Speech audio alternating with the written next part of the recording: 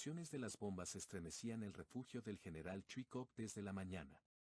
El comandante estaba sentado sobre un catre cubierto con una manta gris. Permanecía con los codos apoyados en una mesita y los dedos enredados en el pelo mientras repasaba ceñudo, con los ojos enrojecidos por el insomnio, un plano de Stalingrado. Su pelo crespo y enmarañado, la nariz carnosa y prominente, sus ojos pequeños y oscuros aunque brillantes por debajo de los arcos salientes de las cejas y los labios gruesos conferían a su cara robusta y morena una expresión huraña, autoritaria y seductora a un tiempo. El comandante suspiró, cambió de postura y se sopló la piel de la mano derecha, que le escocía insoportablemente. Se le había agravado el eczema nervioso que padecía, y lo atormentaba tanto durante las ensordecedoras incursiones aéreas diurnas de los alemanes como durante el trabajo incesante y febril que realizaba por las noches. La lámpara eléctrica, colgada sobre la mesa, se balanceaba, las tablas blancas y algo húmedas que revestían las paredes y el techo del refugio crujían y lanzaban suspiros de sufrimiento. La funda de cuero amarillo del revólver que colgaba de la pared oscilaba como un péndulo unas veces, otras se agitaba amenazando con descolgarse del clavo que la sujetaba. La cucharilla que había sobre un platillo junto a un vaso de té sin terminar tintinaba, contagiada del temblor de la tierra. A la luz vacilante de la lámpara, las sombras de los objetos del refugio ora trepaban temblorosas por las paredes, ora descendían hacia el suelo. A ratos, aquel estrecho refugio cabeceaba como el mareante camarote de un barco durante una tormenta. Los estallidos más allá de la gruesa bóveda y de la doble puerta se convertían en un zumbido continuo, quejumbroso, casi tangible, pesado y tenaz. Aquel sonido traspasaba el cráneo, arañaba el cerebro, hería los ojos y abrazaba la piel, penetraba hasta las entrañas, dificultaba la respiración y enmarañaba los latidos del corazón. Aquel no era solo un sonido sino la mezcolanza del temblor febril de la tierra, de la roca, del bosque. Así era como empezaba cada mañana, desde el amanecer hasta la puesta del sol los alemanes bombardeaban sin descanso los distintos sectores de la ribera. El general se pasó la lengua por los labios y las encías, secos a causa de haber fumado un cigarrillo tras otro durante la noche, y gritó con fuerza a su ordenanza mientras seguía examinando el mapa: ¿cuántos hoy? Aunque no oyó con claridad la pregunta del general, el asistente sabía que era lo primero que solía preguntar por la mañana, y contestó: hasta 27 monomotores. Luego se inclinó sobre la mesa y dijo cerca del oído del comandante: no descansan, los muy cabrones, cuando unos se van, otros se lanzan en picado, ola tras ola, rasando la tierra. Están bombardeando a unos 150 metros de aquí. Chuikov consultó el reloj y vio que eran las 8 menos 20 minutos. Los aviones alemanes solían retirarse pasadas las 8 de la tarde, así que, solo, había que aguantar unas 12 o 13 horas más de bombardeo. Unos 800 minutitos, contó, y pidió a voz en grito: cigarrillos. ¿Tomará té? Preguntó sin haber oído la petición el ordenanza. Al ver el rostro ceñudo del comandante, se apresuró a decir: entendido, cigarrillos. Un hombre robusto, de frente ancha y pelo ralo que lucía galones de comisario de división, entró en el refugio. Era Gurov, miembro del Consejo Militar. Se enjugó la frente y las mejillas con un pañuelo y explicó resollando: no he podido quedarme en la cama, el despertador de los alemanes volvió a sonar a las 7:30 en punto. Debes de sufrir del corazón, camarada miembro del Consejo Militar, le gritó el comandante moviendo la cabeza: apenas puedes respirar. Los instructores políticos que habían conocido a Gurov en el Instituto Militar Pedagógico y volvieron a coincidir con él en los difíciles días de la defensa de Stalingrado eran de la opinión de que el Gurov de antes no era muy distinto del Gurov que ahora ejercía el cargo de miembro del Consejo Militar. En cambio, el mismo Gurov creía que la guerra lo había cambiado por completo. A veces deseaba que su hija hubiera visto a su papaíto atravesar el cerco enemigo en un blindado cerca de Protopopovka en la primavera de 1942 o, como ahora, abrirse paso entre las ruinas en compañía de un tirador para alcanzar el puesto de mando de la división que resistía los ataques que los alemanes lanzaban por tierra y aire. Gritó hacia el fondo en penumbra del pasillo el comandante: diles que sirvan el té. Cuando una joven con botas de lona, quien ya sabía lo que quería decir, té, en boca del comandante en una mañana como aquella hubo traído arenques con cebolla, caviar y lengua ahumada de vaca. El comisario de división, al verla colocar 2 copas de cristal tallado sobre la mesa, le dijo: «Ponga una más, el jefe del Estado Mayor está a punto de llegar». Se señaló la cabeza dando a entender que el bombardeo le trastornaba y preguntó al general: «¿Cuánto tiempo llevamos sin vernos?». «¿Unas 4 horas?» «Menos». La reunión del Consejo Militar acabó pasadas las 4, y el jefe del Estado Mayor estuvo conmigo unos 40 minutos más intentando desnudar a un santo para vestir a otro, dijo el comandante. Gurov miró con enojo la lámpara que oscilaba sobre la mesa y la detuvo con la mano. «La pobreza no es pecado», se justificó, «además, pronto seremos ricos, y mucho». Sonrió y continuó: «Ayer conseguí llegar al cuartel general del regimiento de infantería comandado por el mayor Kapronov. Este, junto con sus hombres, permanece bajo tierra en una cañería de agua alimentándose de sandías y diciendo: como son diuréticas, nos quedamos en nuestra cañería y no necesitamos ir más lejos. Allí la oscuridad es absoluta». Por suerte, Kapronov tiene un gran sentido del humor. Cuando anoche regresé de la reunión del consejo, Kuznetsov, comisario de una división del NKVD, me estaba esperando. 5 de sus regimientos forman una línea de defensa que se extiende desde las fábricas hasta el centro. El 269º regimiento se repliega porque los alemanes atacan sin descanso con tanques e infantería. Nuestras bajas son incontables. En el 271.0 regimiento solo quedan 110 hombres, de los cuales 40 han solicitado ingresar en el partido. ¿Entiende qué significa eso? En el 273.0 regimiento quedan 135 combatientes. Y eran regimientos completos. El comandante descargó un puñetazo en la mesa y bramó, no para ahogar el ruido proveniente del exterior, sino a causa de la furia y la congoja que lo devoraban: «Yo exijo a mis soldados y oficiales lo imposible, lo sobrehumano. ¿Y qué refuerzos puedo ofrecerles a cambio? La compañía, la batería y el blindado ligero de los que dispongo para la protección del Estado Mayor. Esos hombres poseen un valor extraordinario». Volvió a golpear la mesa, esta vez con tanta fuerza que incluso la vajilla, acostumbrada a los bombardeos, rebotó.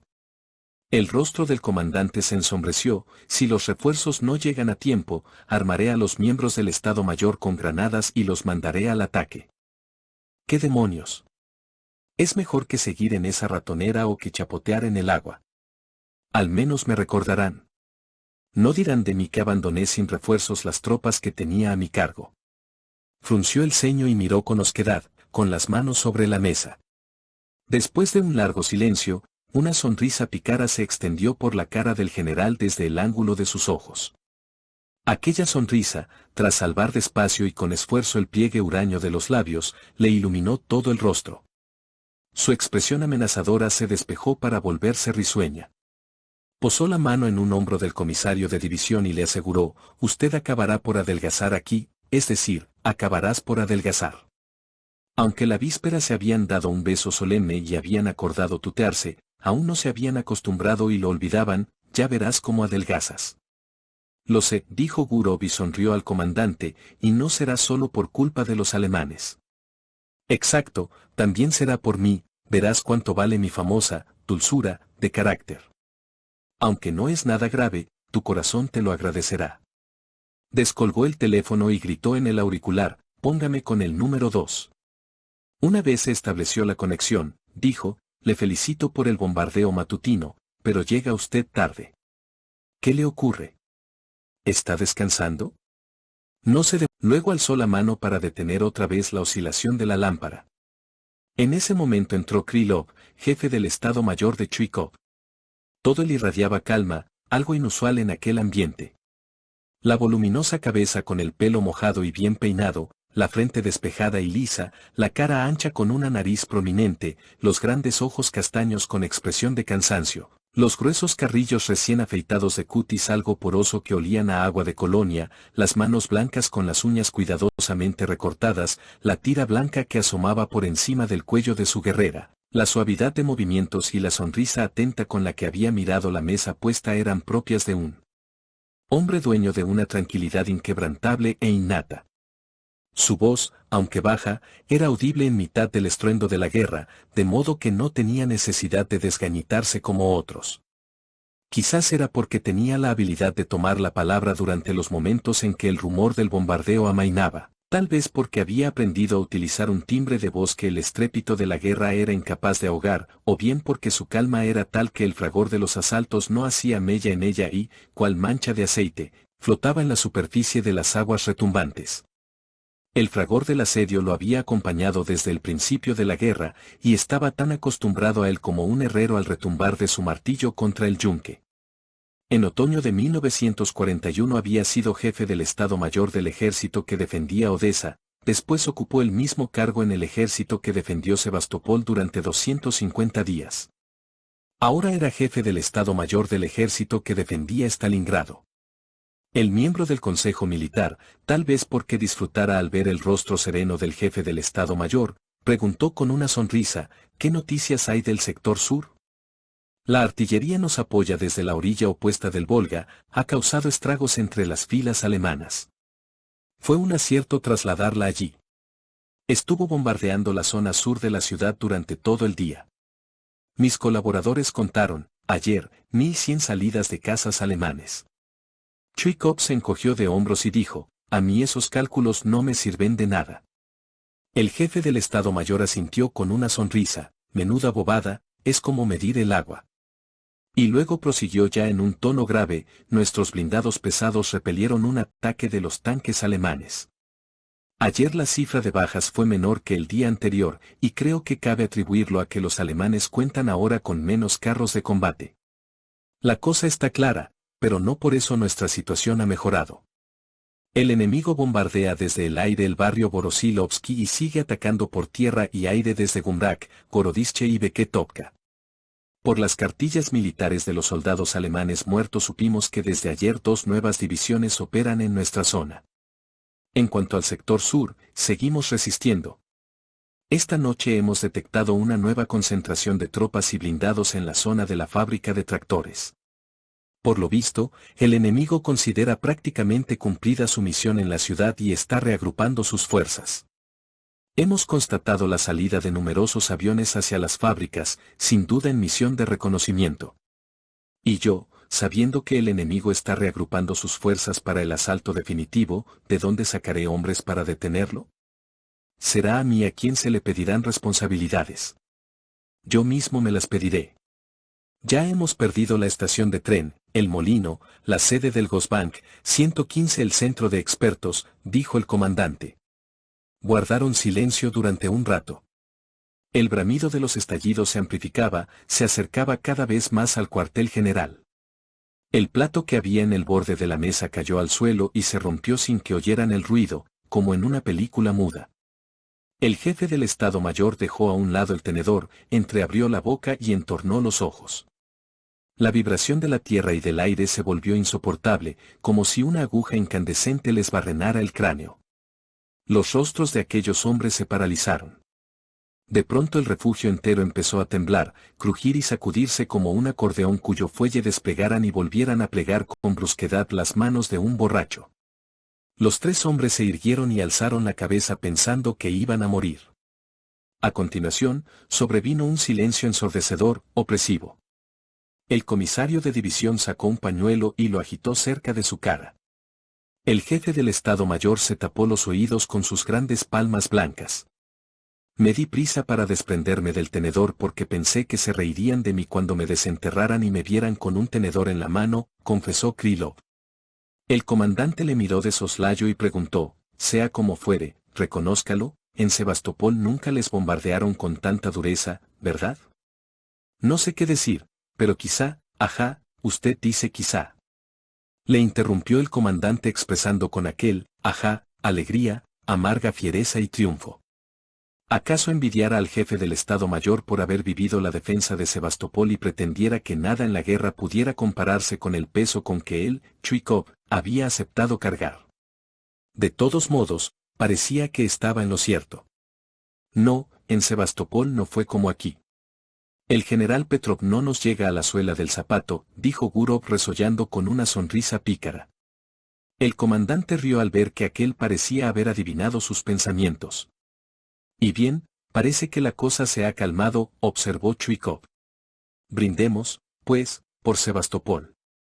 Apenas hubo pronunciado aquellas palabras, afuera volvió a oírse un sonido ululante y acto seguido un terrible mazazo sacudió el refugio, la estructura crujió, y a través de las tablas reventadas cayó tierra sobre la mesa. Por un instante, los objetos y las caras de aquellos 3 hombres desaparecieron en una nube de polvo. Tan solo se oían explosiones a derecha e izquierda que se fusionaban en una especie de redoble de tambor ensordecedor y continuado. Cuando el polvo empezó a asentarse, el comandante miró, tosiendo y estornudando, la mesa, la lámpara que milagrosamente seguía intacta y encendida, el teléfono que había caído al suelo, la almohada cenicienta, las caras tensas y lívidas de sus compañeros. Entonces sonrió de repente con expresión cándida y dijo, ¿qué pecados cometimos para acabar en Stalingrado? Fue tal el asombro pueril que contenía aquella sonrisa del comandante y tan humanas y espontáneas habían sonado sus palabras, como en boca de un soldado raso, que los presentes no pudieron reprimir una sonrisa. El ordenanza, frotándose con la mano la cabeza golpeada, informó, camarada comandante, un colaborador del Estado Mayor ha muerto, 2 están heridos y el refugio del administrador ha quedado destruido. El comandante, serio y tenso de nuevo, miró la cara de desconcierto del ordenanza y le espetó con brusquedad, que la comunicación se restablezca de inmediato. Desde luego, esto no es Sebastopol, ratificó el comisario de división, repitiendo la frase que tanto le había gustado. Claro que no, asintió el comandante, además, aquí es más difícil organizar la defensa, todas las calles llevan al Volga, son rectas, cortas y están al alcance de las balas desde la primera hasta la última casa. El oficial de guardia entró en el refugio. Muéstremelo, dijo el comandante y tendió la mano hacia el fajo de partes y cables cifrados que traía el oficial, sin dejar que éste, como establecía el reglamento, le informara. La 13ª división de la guardia está llegando al Volga y ya puedo disponer de ella, anunció con solemnidad. Todos se inclinaron sobre el telegrama. Diablos, profirió el comandante y se puso en pie de un salto. Debemos asegurarnos de que crucen el río hoy mismo. Ojalá hubiese sido ayer. Hubiéramos impedido que el enemigo se adentrara tanto en la ciudad. Llevaremos hasta el muelle todos los blindados que nos quedan para proteger la travesía. Ni un solo hombre abandonará la primera línea de combate. El Estado Mayor conducirá los blindados. Es una división completa, comentó el jefe del Estado Mayor. Espero que con su llegada mejore la situación que hace un minuto yo creía gravísima. Rodimtsev ha venido a salvarme, rió el comandante. Fueron 3 los acontecimientos de capital importancia para la defensa de Stalingrado que tuvieron lugar en la primera mitad de septiembre de 1942. La ofensiva de las tropas soviéticas al noroeste de la ciudad, la concentración de la artillería pesada en el margen izquierdo del Volga y el traslado a la orilla derecha de las divisiones de refuerzo, entre ellas la de Rodimtsev. La ofensiva que los soviéticos habían lanzado al noroeste por orden del alto mando tuvo como consecuencia la movilización de grandes contingentes de tropas alemanas e italianas, lo cual permitió a los rusos resistir hasta la llegada de refuerzos en un momento clave en que el mando germano se apresuraba a anunciar la toma de Stalingrado.